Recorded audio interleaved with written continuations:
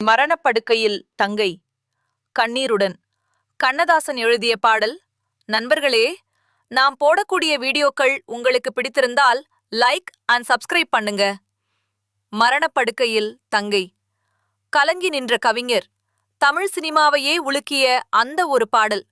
கவியரசு கண்ணதாசன் அவர்கள் எழுதிய ஆயிரக்கணக்கான பாடல்களில் சோகத்தின் உச்சமாக விளங்கும் ஒரு பாடலின் பின்னணியில் இவ்வளவு பெரிய கண்ணீர் கதை இருக்குன்னு உங்களில் எத்தனை பேருக்கு தெரியும்? வாங்க, இன்னைக்கு அந்த உருக்கமான சம்பவத்தை பற்றி பார்ப்போம். கண்ணதாசன் அவர்கள் தன் குடும்பத்தினர் மீது, குறிப்பாக தன் உடன்பிறப்புகள் மீது அளவு கடந்த பாசம் வைத்திருந்தார். ஒருமுறை அவருடைய தங்கை கடுமையான உடல்நலக் குறைவால் பாதிக்கப்பட்டு மருத்துவமனையில் மரணப்படுக்கையில் இருந்தார். மருத்துவர்கள் கையை விரித்துவிட்ட சூழ்நிலை. எந்த நிமிடமும் மரணம் நிகழலாம் என்ற இக்கட்டான நிலை. தன் கண் முன்னால் தங்கை மரணத்தோடு போராடுவதை பார்த்து நெஞ்சு வெடித்து அழுது கொண்டிருந்தார் கவிஞர். சரியாக அதே நேரத்தில் ஒரு திரைப்படத்திற்காக சோக பாடல் எழுத கவிஞரை தேடி வரார்கள் படக்குழுவினர். தங்கை மரணப்படுக்கையில் இருக்கும்போது எப்படி பாட்டு எழுதுவது என்று கவிஞர் மறுக்கிறார். ஆனால் உங்களால் மட்டும்தான் இந்த சூழலுக்கு உயிர் கொடுக்க முடியும் என்று அவர்கள் வேண்டி கேட்டுக்கொள்கிறார்கள்.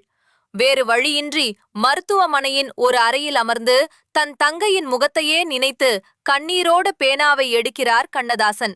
அப்போது அவருடைய தங்கைக்காக மரணதேவனின் வாசலில் நின்று அவர் எழுதிய பாடல்தான் பாசமலர் திரைப்படத்தில் வந்த மலர்களைப் போல் தங்கை உறங்குகிறாள் என்ற பாடல். அந்த பாடலில் வரும் ஒவ்வொரு வரியும் அவர் தன் தங்கைக்காக எழுதியவைதான்.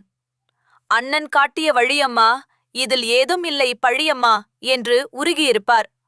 பாசமலர் படத்தில் சிவாஜி கணேசன் அவர்கள் தன் தங்கைக்காக பாடுவது போல் இந்த காட்சி அமைக்கப்பட்டிருந்தாலும் நிஜ வாழ்க்கையில் கண்ணதாசன் அவர்கள் தன் தங்கைக்காக கண்ணீர் வடித்து எழுதிய வரிகள் இவை. பாடல் எழுதி முடித்த சில தினங்களிலேயே அவருடைய தங்கையின் உயிரும் பிரிந்தது என்பதுதான் கொடுமையான நிஜம். தன் சொந்த தங்கையின் மரண வலியை தமிழ் சினிமாவிற்கு பாடலாக கொடுத்து உலகத் தமிழர்களை அழ வைத்தவர் கவியரசு கண்ணதாசன். இந்த உருக்கமான பின்னணி உங்களுக்கு பிடித்திருந்தால் இந்த வீடியோவை லைக் பண்ணுங்க. மேலும் பல சினிமா வரலாற்று சம்பவங்களை தெரிந்து கொள்ள நம்ம சேனலை சப்ஸ்கிரைப் பண்ணுங்க. நன்றி.